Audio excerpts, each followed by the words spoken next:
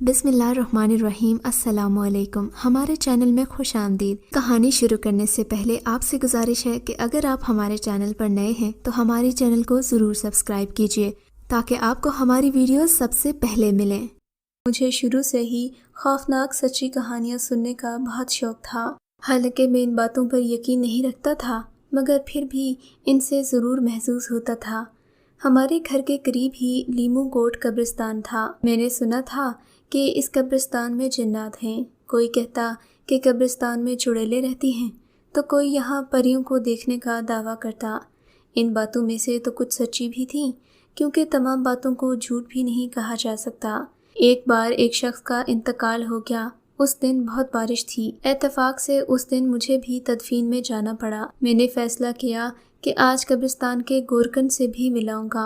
इस तरह वो मुझे कब्रिस्तान के हवाले से कोई सच्चे वाक़यात भी सुना देगा। चुनाचा जब सब लोग तदफीन से फारिग हो गए तो मैं घर जाने की बजाय गोरकन की कुटिया में आ गया। ये छोटी सी मिट्टी की झोंपड़ी थी और यहाँ हर चीज़ से वहशत टपक रही थी। गोरकन का चेहरा भी मुर्दों को दफना दफना कर वहशत ज़दा हो चुका था। खैर, मैं जिस मकसद के लिए आया था वो फ़ौरन ही समझ गया। मैंने मज़ीद कुरेदा तो वो मुझे अपनी ज़िंदगी का एक वाक़या सुनाने पर राज़ी हो गया। कहने लगा, मैंने अपना बचपन और जवानी इसी कब्रिस्तान में गुजारी है। अब बढ़ापा भी इसी कब्रिस्तान में गुजार रहा हूँ। आज से 10 साल पहले की बात है कि इस इलाके के मुअज़्ज़ज़ शख्स का इंतकाल हो गया। उसकी कब्र तैयार करने के लिए मुझसे राब्ता किया गया। ये दिसंबर का महीना था और सख्त सर्दी का मौसम था। मैंने मगरिब के वक्त कब्र तैयार करनी थी क्योंकि इशा के बाद उसकी तदफीन थी। उस रात भी बारिश ज़ोरों पर थी। ये बारिश जो आज तुम देख रहे हो ये कुछ भी नहीं, वो बहुत तूफ़ानी बारिश थी। गोरकन ने कुटिया से बाहर देखते हुए कहा, जहाँ बारिश थम जाने के बावजूद पानी के गिरने की आवाज़ आ रही थी। वो कहने लगा, शाम में जाकर उस रोज़ बारिश का ज़ोर टूटा था। मगरिब के बाद मैंने कब्र तैयार करना शुरू की। अपने काम से फारिग होकर मैं मैयत का इंतज़ार करने लगा। मैयत आते आते कोई 10 बजे का वक्त हो गया। तदफीन से फारिग होते होते रात के 11 बज गए, जिसके बाद मैं लोगों के जाने का इंतज़ार करने लगा। जब सभी लोग कब्रिस्तान से चले गए तो मैंने भी अपना सामान समेटना शुरू कर दिया। यहाँ आम इंसान आते हुए भी डरता है, मगर गोरकन के लिए ये रोज़मर्रा की बात होती है। तमाम कामों से फारिग होकर मैं भी घर जाने लगा। अभी मैंने आधा कब्रिस्तान पार ही किया था कि देखा कब्रिस्तान के अंदर मध्यम सी रोशनी हो रही है और कुछ अफराद वहाँ मौजूद हैं। इस सूरत हाल को देखकर मैंने सोचा कि मैं अभी अभी कब्रिस्तान से लौटा हूँ। उस वक्त तो कोई नहीं था, फिर अचानक ये लोग कब्रिस्तान में कहाँ से आ गए। इस मामले का जायज़ा लेने में उस जानिब में रवाना हो गया जहाँ से रोशनी आ रही थी। जब मैं नज़दीक पहुँचा तो मैंने देखा कि दरख्त के नीचे कुछ नौजवान लड़कियाँ बैठी हैं, जिन्होंने एक घेरा डाला हुआ है और दरमियान में लकड़ियाँ इकट्ठी करके आग जलाई हुई है।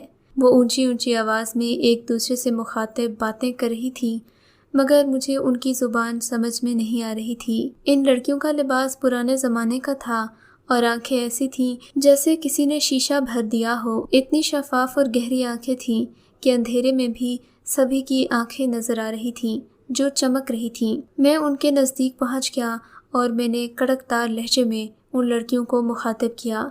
ये तादाद में 6-7 थीं। मैंने इनसे कहा, तुम कौन हो? इस वक्त कब्रिस्तान में क्या कर रही हो? क्या तुम्हारे घर वालों को मालूम है कि इस वक्त तक तुम कब्रिस्तान में हो?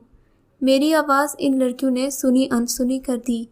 एक लड़की ने अपना मुंह नीचे किया, मिनमिनाती आवाज़ में जैसे कोई नाक से बोलता है। वो बिल्कुल यूं बोल रही थी। उसने नामानूस सी ज़ुबान में कुछ कहा और फिर मेरी तरफ देखा। उसकी बातें सुनकर उसके आसपास बाकी लड़कियां भी अपनी जगह से खड़ी हो गईं।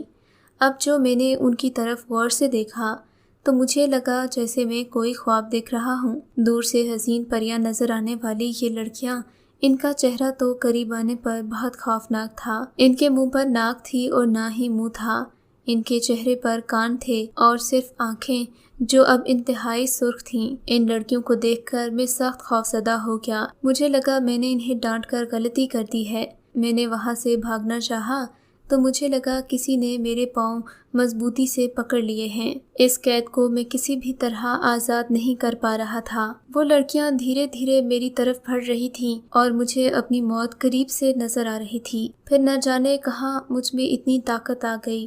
میں نے زور سے اللہ اکبر کہا اور انہی کی طرف بڑھ گیا۔ ایک لمحے کے لیے میرا ہاتھ ان سے ٹکرایا۔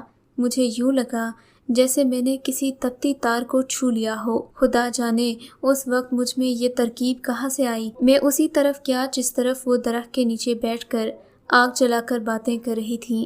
لکڑیوں میں آگ اگرچہ اتنی زیادہ نہیں تھی مگر اس قدر تھی کہ کسی کو جلایا جا سکے۔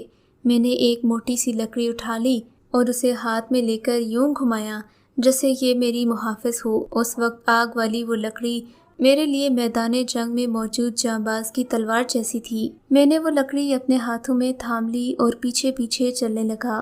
میرا رخ اپنی کٹیا کی طرف تھا۔ جو ہی ان میں سے کوئی میرے قریب آتی میں اس کی طرف لکڑی بڑھاتا تو وہ واپس دور ہو جاتی۔ ابھی میں آدھا قبرستان ہی چلا تھا کہ تیز ہوا کا جھونکا آیا اور میرے ہاتھ میں لکڑی جو جل رہی تھی یکدم سے بجھ گئی۔ لکڑی کے بجھتے ہی قبرستان میں تیز قہقہے شروع ہو گئے۔ ان کی گونج اتنی خطرناک تھی کہ مجھے یوں لگا میں موت کے منہ سے نکل کر ایک بار پھر مصیبتوں میں گھر گیا ہوں۔ آہستہ آہستہ وہ قہقہے میرے قریب آتے جا رہے تھے۔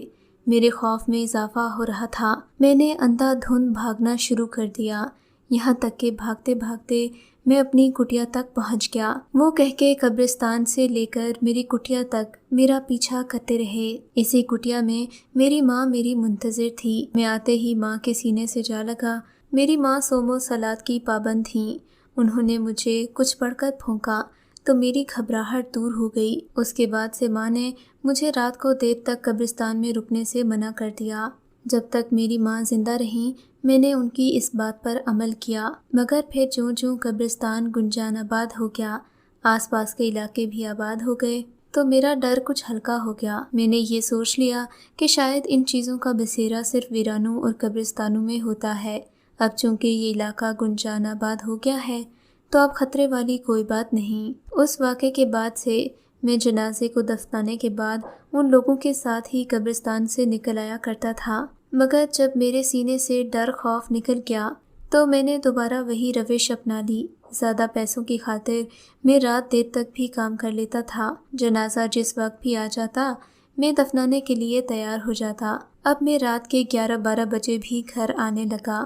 مجھے اکیلے آنے میں ڈر نہیں لگتا تھا اور نہ ہی کسی قسم کا خوف محسوس ہوتا تھا، مگر ایک دن میرے ساتھ ایسا واقعہ پیش آیا جس کی وجہ سے میں نے سرے مغرب ہی قبرستان جانا چھوڑ دیا۔ یہ بدھ کا دن تھا، ستمبر کا مہینہ تھا۔ چاندنی اپنے جوبن پر ہوا کرتی تھی۔ چاندنی کی تیز روشنی میں قبرستان کا سارا علاقہ صاف نظر آتا تھا۔ 10 بجے ایک میت کو دفنا کر میں واپس اپنے گھر جا رہا تھا۔ میں آدھا قبرستان چلا ہوں گا کہ مجھے ایک پیڑ کے پاس ایک سایہ نظر آیا۔ خوف کی ایک لہر میری ریڑھ کی ہڈی میں دوڑ گئی۔ یہ سایہ سفید رنگ کا تھا اور اس کا قد پیڑ سے بھی اونچا تھا۔ میں اس کی موجودگی سے باخبر تھا، مگر میں نے یوں ظاہر کیا جیسے مجھے اس کی موجودگی کا علم ہی نہیں۔ میں تھوڑی دور ہی چلا تھا کہ مجھے لگا کوئی میرے پیچھے پیچھے چل رہا ہے۔ میں نے اس کی پرواہ نہ کرتے ہوئے بآواز بلند قرآن پاک کی آیتوں کا ورد شروع کر دیا۔ جب تک میں گھر آتا وہ آوازیں میرا پیچھا کرتی رہیں۔ میں نے بھی پیچھے مڑ کر نہیں دیکھا کیونکہ میں اپنے ماضی میں یہ غلطی ایک بار کر چکا تھا۔ میں نہیں چاہتا تھا کہ میں اس سائے کو دیکھ کر خوفزدہ ہو جاؤں اور یہ میرے خوف کا فائدہ اٹھا کر مجھے نقصان پہنچائے۔ میں نے اپنے دل کو مضبوط کیا اور تیز تیز قدم چلتا ہوا گھر تک آ گیا۔ گھر آ کر میں نے سکھ کا سانس لیا اور اپنی بیوی کو یہ بات بتائی۔ خدا کا شکر ہے میری بیوی کی عادات بھی میری ماں پر گئی ہیں۔ وہ میرا خیال کرتی ہے اور خود بھی صوم و صلات کی پابند ہے۔ وہ بھی مجھے یہی تاکید کرتی ہے کہ میں رات کے وقت قبرستان میں اکیلا نہ جایا کروں۔ مگر بیٹا تمہیں میں ایک نصیحت کرتا ہوں، کبھی تمہارا ان چیزوں سے سامنا ہو تو ڈرنا ہرگز نہیں۔ یہ چیزیں انسان کو نقصان پہنچانے کے علاوہ کچھ نہیں کر سکتی۔ اگر تم اپنا دل مضبوط کرو گے تو یہ تمہارا کچھ نہیں بگاڑ سکتی، لیکن اگر تم ڈر گئے تو یہ تمہارے سینے سے دل بھی نکال لیں گی۔ ان کا سب سے بڑا ہتھیار ان کی خوفناک شکلیں ہیں، جس کی وجہ سے یہ انسانوں کو ڈراتے ہیں۔ مگر بیٹا، انسان اشرف المخلوقات ہیں، یہ شرارتی مخلوق ہے، انسانوں کو صرف ڈرا سکتی ہے۔ یہ کہہ کر گورکن خاموش ہو گیا۔ اس کے بعد اس نے مجھے چائے کی پیشکش کی، جسے میں نے رد کر دیا، کیونکہ اس کی کٹیا میں بیٹھے بیٹھے مجھے عجیب سی وحشت کا احساس ہو رہا تھا۔ مغرب کا وقت ہو چکا تھا۔ میں نے سوچا کہیں میرے ساتھ بھی ایسا واقعہ پیش نہ آ جائے، کیونکہ گورکن کی بات سننے کے بعد وقتی طور پر مجھ میں بھی ڈر پیدا ہو گیا تھا۔ میں نے سارا راستہ قرآنی آیات کا ورد کیا اور پھر گھر آ کر ہی دم لیا۔ اگر آپ کو یہ کہانی اچھی لگی ہے تو اس ویڈیو کو لائک کیجیے اور اس طرح کی مزید ویڈیوز دیکھنے کے لیے ہمارے چینل کو سبسکرائب کیجیے۔ اور ہاں، اگر آپ کی کسی دوست، رشتہ دار یا بہن کے ساتھ خدا نہ کرے ایسا کوئی واقعہ پیش آیا ہے تو ہمیں کامنٹ سیکشن میں اس کے بارے میں ضرور بتائیے۔